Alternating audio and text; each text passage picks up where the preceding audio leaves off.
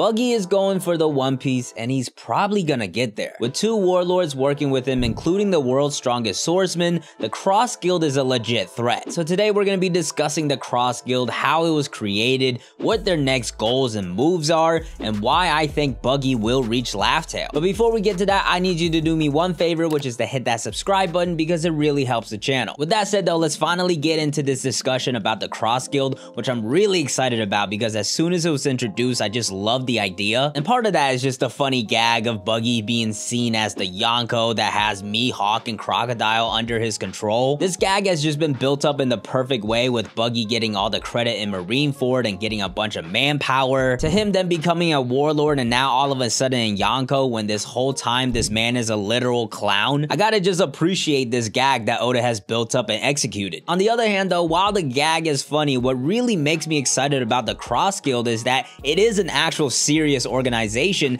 that's gonna have some serious impacts in the story. First off, the actions they're already taking by placing bounties on the Marines is just a tremendous idea. If you didn't see my recent video on my Marine bounty predictions, you can check it out right here. But yeah, it's just a perfect reverse Uno card while they're trying to handle so many different events at once. And as far as the structure of the Cross Guild, I think the pairing of this trio is just perfect. Because when it was first revealed that Buggy was a Yonko, a lot of us thought it was funny because of the gag that's been perfectly built up. But there was also the question of like, where exactly is this power coming from to elevate him all the way to a Yonko? Because although he had enough manpower and influence to make him a warlord, becoming a Yonko is just a whole different territory, and in order to do that, you really need someone as strong as a Yonko to represent you, which we knew Buggy was not. And this is where Mihawk comes in and becomes the perfect puzzle for the Cross Guild. In the One Piece world, there are very few people that have the strength to rival a Yonko and be in that consideration. In fact, I think Mihawk is probably the only person that was near that level of strength that was a free agent. So Buggy teaming up with Mihawk gave him the strength that could elevate him to a Yonko, and it's also helpful for Mihawk as well. Because while Mihawk is certainly strong enough to take care of himself, it definitely does seem like he really likes a relaxed lifestyle and he doesn't want to be like chased all the time. It seems like the only reason he became a pirate is the same reason as Zoro, to become a stronger swordsman. And now that he's reached that goal, he doesn't really have anything else to do. He doesn't have a crew, he's not going after the One Piece, he just wants to chill on his island and just wait for the next strongest person to pop up so he can challenge him. Which is why I think he ended up accepting the warlord position so he can just kind of chill and do his own thing. But now that the warlord system is abolished, the Marines will have to go after him. And although he can certainly take care of himself, he probably finds it a little annoying, like that one fly that just won't go away. So with him joining the Cross Guild, it's like a perfect shield for him, for them to deal with all the little annoying Marines and stuff. So that way he can kind of just chill and relax and do his own thing until like somebody really strong shows up. Now as far as how exactly Mihawk teamed up with Buggy, there is the connection between them of Shanks. In fact, even before we found out about the Cross Guild, a lot of people had speculated that Mihawk joined up with Buggy. And even before that, the idea of Mihawk teaming up with Shanks was very prevalent. So as far as the Buggy and Mihawk pairing goes, I think it makes a lot of sense. And as for how they really got in touch with each other and who invited who, I'm not really sure. It could have been Mihawk reaching out to Buggy because he wanted to shield himself from the Marines, or it could have all been the plot of the third member of the Cross Guild, Crocodile. Because Crocodile is the last piece of this puzzle that brings it all together. He's the brains. With these 3 members combined, the Cross Guild becomes really powerful because Mihawk provides the strength, Crocodile provides the brains, and Buggy provides the influence and manpower. It's really just a perfect pairing of 3 people, and I'm kind of upset at myself that I didn't think about Crocodile before, because he just makes so much sense here as the brain of this organization. As we've seen before, Crocodile is incredibly knowledgeable, so much so that he knew about Pluton's connection to Alabasta. He's also a really good leader because he ran this huge organization of bounty hunters with Baroque Works. And not only that, but he also has some pretty important people serving under him, like Robin and Mr. One. I think because Alabasta was so long ago that we kind of forgot about all the great qualities and traits that Crocodile had. Strength-wise, although he's probably gotten a little bit stronger, he's definitely still lacking given that he was a very early villain. But his ability to run an organization and build it and recruit people and find out information, that cannot be overlooked. Because now that he's teamed up with Buggy and Mihawk, he has even more manpower than before, and also an absolute monster in Mihawk to use as a pawn. And also, I would imagine the Cross Guild's decision to put bounties on the Marines was definitely Crocodile's idea. Now, as far as how Crocodile ended up joining this alliance, he probably planned it himself, and I would imagine like a lot of this was his planning. And honestly, it probably wasn't a very difficult thing for him to set up because he does have a connection to Buggy, given that Mr. 3, somebody that used to work with him,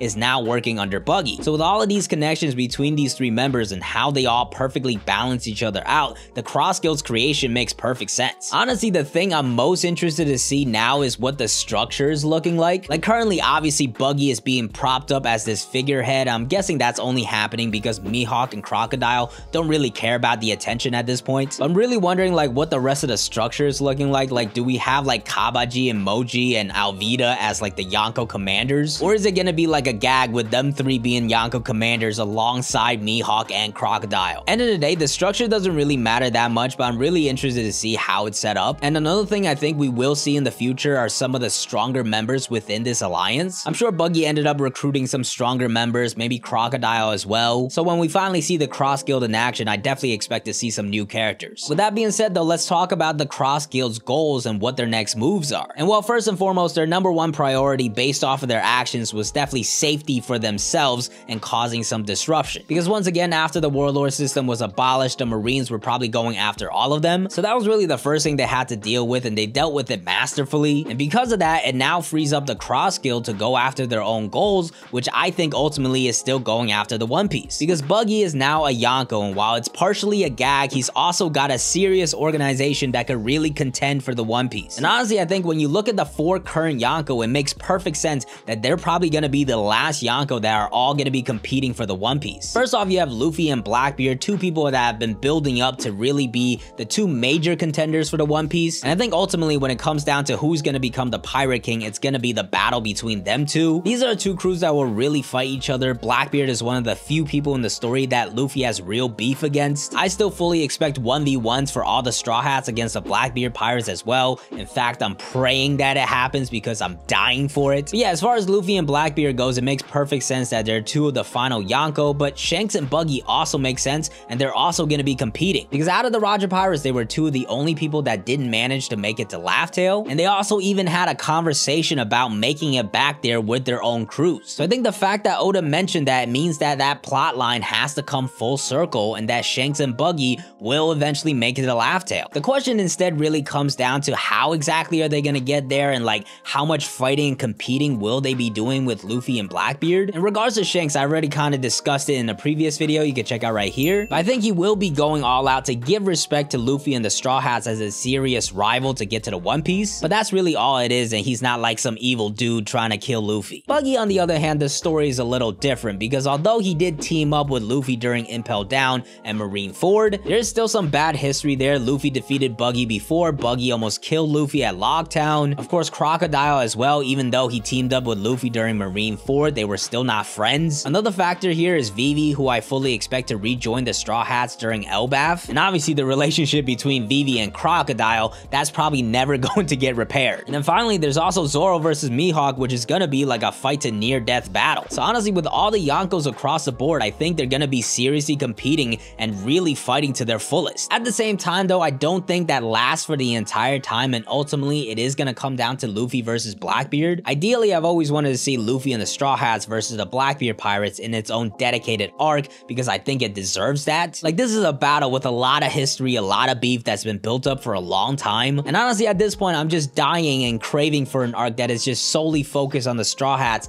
where they can have their power-ups and moments and 1v1s. So I'm hoping ultimately it still leads to a Blackbeard versus Luffy individual arc, but at this point I'm not sure if we're gonna get that. Oda has been really seemingly pushing this deadline like a couple years ago that One Piece is gonna end in 5 years. Most recently he said that he's aiming for 3 years, and while I don't think that's gonna happen, it does still mean that at the very least Oda probably counted the amount of chapters that he's gonna drop in 3 years and thought, okay, I could fit this arc and this arc and this plot line into this 3-year time frame. In the end, he'll probably still stretch it out because that's just what he does. He loves incorporating and drawing a bunch of new stuff, but that's probably still not going to change the overall structure of the final saga. So honestly, I think the more likely option might be that we just get this final big arc of this Yonko battle to Laugh Tale, which I think means that ideas like a Davy Bag fight between the Red Hair Pirates and the Straw Hats is probably not going to happen, and is more so just going to be another major tactical war with 4 Yonkos involved. And honestly, I wouldn't be too mad at that. There's a ton of great characters involved and a lot of different interactions and epic things that could go down. What I really need to happen though is Luffy versus Blackbeard being epic, and also the Straw Hats getting their proper shine. And I just hope Oda doesn't rush the story or the development trying to get to this deadline or like a certain chapter number. In the aftermath aftermath of this final battle though, obviously the Straw Hats are gonna come out on top and Luffy's gonna become the Pirate King. As far as getting to Laugh Tale goes, for the longest time my idea was that only Luffy and the Straw Hats make it there so they could do something that only the Roger Pirates were able to do. But looking at things now with the different plot points of Shanks and Buggy never making it to Laugh Tale and Law trying to figure out the will of D, it just feels like realistically that a lot more people than the Straw Hats are gonna make it to Laugh Tale and find out the truth about everything. Maybe we end up getting some sort of scenario where the Straw Hats go there first and have their own moment accomplishing their dreams and everything, and then afterwards everybody else shows up, Buggy, Shanks, Law, and with that the Cross Guild will accomplish their mission of getting to Laugh Tale and finding the One Piece. Besides that though, I do think there are some other minor goals and plot lines tied to the Cross Guild. First off, we have Pluton, which was introduced in the story to us by Crocodile, so given Crocodile's history with it, I think he will be connected to it somehow. Obviously Caribou currently knows the information about where Pluton is and he could end up sharing that info to Crocodile. Like I mentioned earlier, I think Vivi is going to return to the Straw Hats by Elbaf, and